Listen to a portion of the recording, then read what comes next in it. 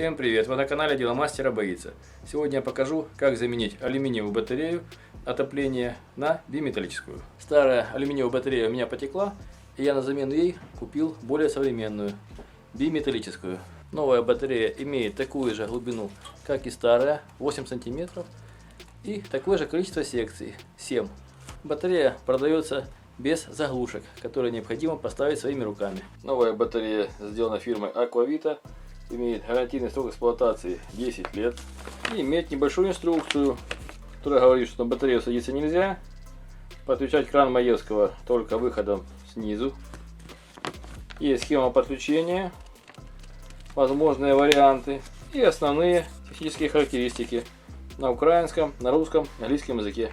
В первую очередь необходимо отключить старую батарею от системы водоснабжения и открутить ее от всех гаек с американками. Краны я уже позакрывал. Если у вас их нет, то придется перекрывать всю систему отопления, для того, чтобы не было давления горячей воды. Подставим снизу батареи емкость, пустую, большую, и обложим тряпками, чтобы не было разлива воды. Теперь необходимо открутить нижнюю американку гайку и слить воду из батареи.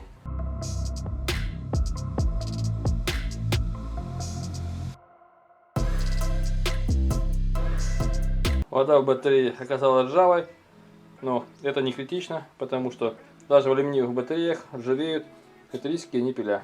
Теперь необходимо со старой алюминиевой батареи снять заглушки. Они у алюминиевых и биметаллических батарей одинаковые.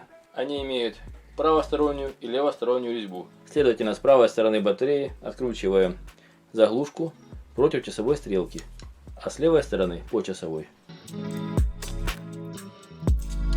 Мастера, которые монтировали эту батарею, не пользовались специальными прокладками, а подмотали обычную фум-ленту, но батарея не текла.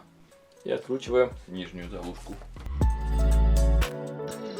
Здесь уже стоит силиконовая надежная прокладка. С левой стороны батареи откручиваем заглушки по часовой стрелке.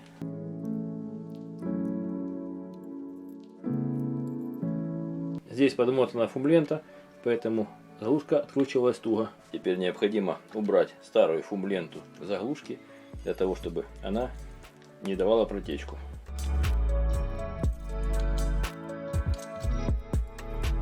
Очень много фум-ленты ушло сюда. Сантехники не экономили.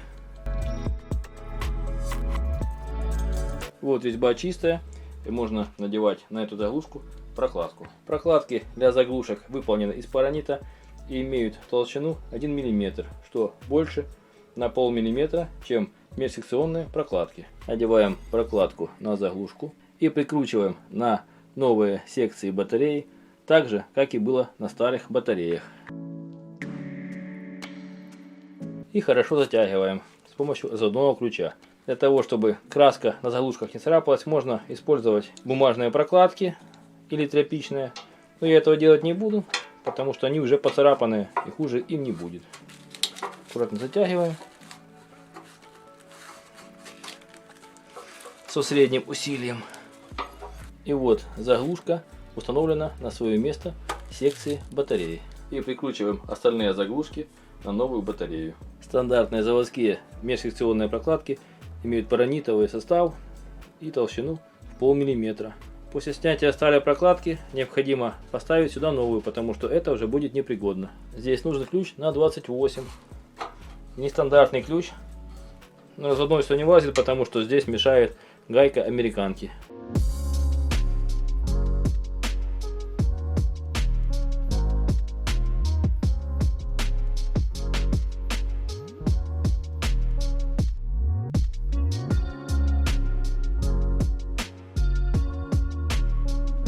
Прикручиваем новую батарею на свое место.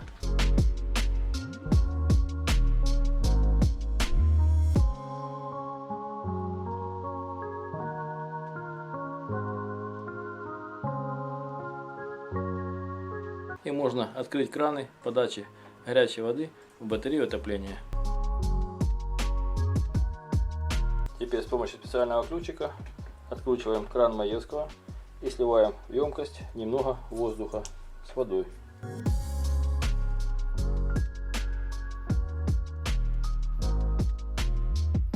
промываем до тех пор, пока воздух перестанет выходить из крана.